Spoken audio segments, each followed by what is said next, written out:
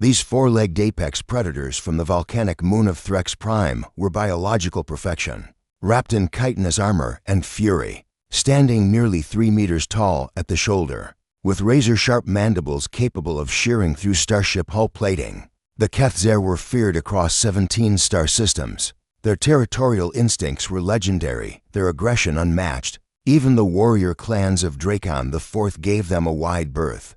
The Council's xenobiologists had spent decades establishing protocols. Approach vectors had to be calculated with mathematical precision.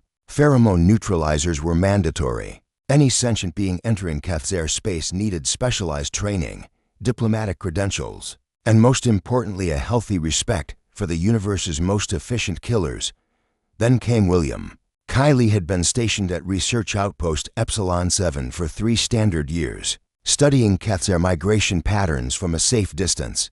The work was tedious but critical. Every species in the galaxy wanted to understand these creatures, but few were willing to risk proximity. She'd mastered the protocols, earned her advanced xenobiology credentials, and prided herself on her caution. When the transport shuttle arrived carrying a new human researcher, Kylie felt a mixture of relief and apprehension. Humans were still relatively new to the galactic community. Their homeworld Earth had only made first contact 40 years prior. They were known for their adaptability and surprising resilience, but also for a certain cavalier attitude toward danger that made other species nervous. William stepped off the shuttle with a duffel bag slung over one shoulder and an easy smile on his face. He was tall, lean, with perpetually messy brown hair and eyes that seemed to find everything amusing. "You must be Kylie," he said, extending his hand in the peculiar human greeting custom. "William Chen. Call me Will." She shook his hand cautiously. "Welcome to Epsilon 7. I trust you've reviewed the safety protocols for Kethzer observation?" "Oh yeah, read through all of it on the trip over." He glanced toward the observation deck's reinforced windows, where the rust-colored landscape of Threx Prime stretched endlessly. "Those are the big scary four-legged guys, right? With the chompy mandibles?" Kylie's antennae stiffened. "The Kethzer are not to be treated lightly, William. They've killed more researchers than any other megafauna in documented galactic history, right?" "Right. Super dangerous." "Got it."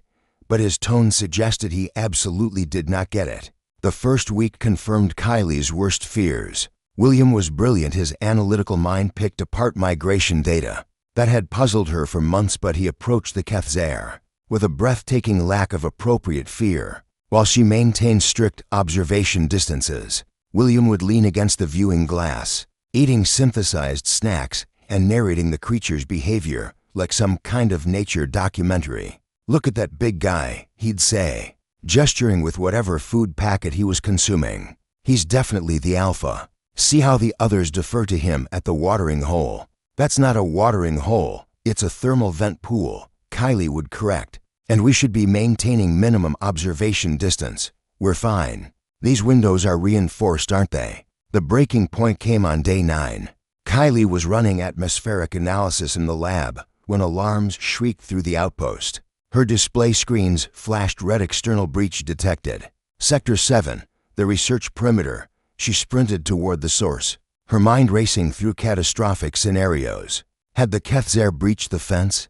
Was there a structural failure? When she reached the airlock leading to Sector 7, she found it open, and William's environmental suit was gone.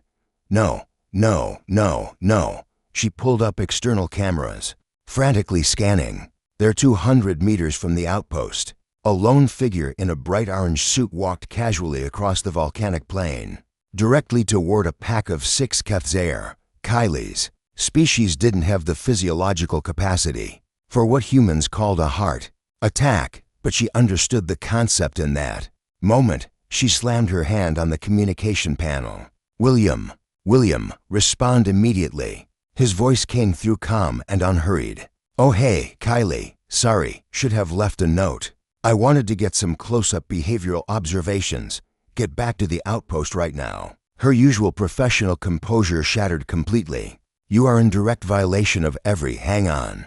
Something's happening." Through the camera feed, Kylie watched in horror as the largest Kethzer, the one William had nicknamed Big Guy, turned toward the human. Its sensory stalks extended, Its mandibles spread in what every xenobiologist recognized as pre-attack posturing. This was it.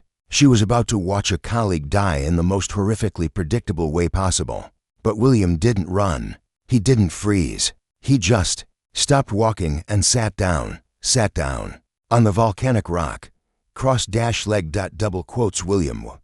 Were you just watching? The Kethzer approached, its massive form casting shadows across the smaller human. It lowered its head, sensory stalks quivering. The creature was close enough now that William could reach out and touch it, which is exactly what he did.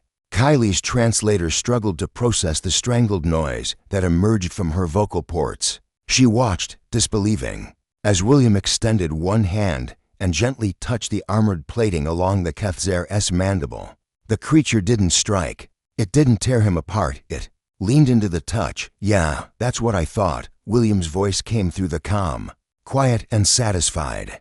They're territorial, not aggressive. Big difference. You just can't approach them like a threat. Over the next hour, Kylie documented something no xenobiologist had ever witnessed. Peaceful human-Kethzer interaction. William sat among the pack, observing, occasionally reaching out to touch one creature or another. They accepted his presence with what could only be described as curiosity. When he finally returned to the outpost, Kylie was torn between relief, fury, and scientific excitement. That was the most reckless, irresponsible, dangerous thing I've ever witnessed, she said. William shrugged, unsealing his helmet. Maybe, but I figured something out. Everyone's so busy being afraid of them, they never considered just not being a threat. Humans have been doing this with dangerous animals for thousands of years back home. The Kethzer have killed dozens of researchers because those researchers approached them with weapons, fear pheromones, and aggressive body language. I just sat down and showed them I wasn't a threat.